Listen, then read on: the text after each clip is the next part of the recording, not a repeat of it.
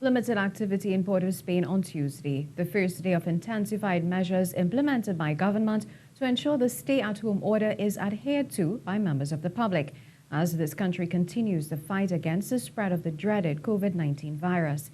Meanwhile, the CEO of the Trinidad and Tobago Chamber is calling on government to support tax-compliant businesses during this difficult time.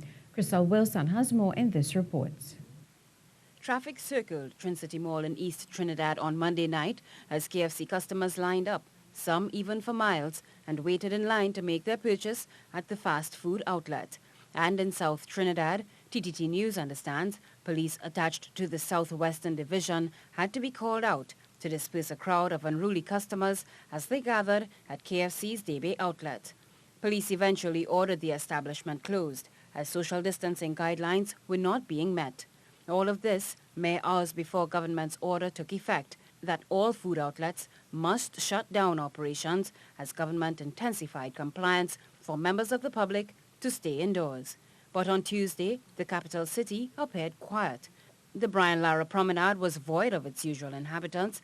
At the once buzzing KFC on Independence Square, there was no activity. And for those who ventured out to conduct business at banks, social distancing was maintained and lines did not extend too far. On Monday, Prime Minister Dr. Keith Rowley announced that government would intensify measures aimed at preventing the spread of the COVID-19 virus.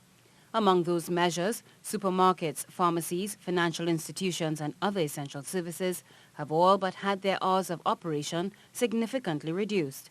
But a voice of concern has emerged from the business sector. CEO of the Trinidad and Tobago Chamber of Industry and Commerce, GABRIEL FARIA, is calling on government to lend assistance to businesses.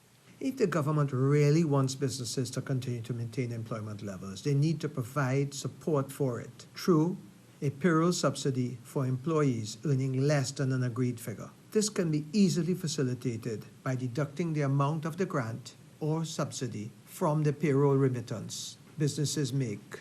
The Chamber CEO says there's need to take a closer look at what can be done to alleviate the situation facing both employers and employees. Another opportunity is to mobilize the excess liquidity, both US and TT dollars in the banking system. There's an opportunity for the government to mobilize these funds and launch a national recovery fund denominated in both currencies. Any business or citizen can make a contribution, however small.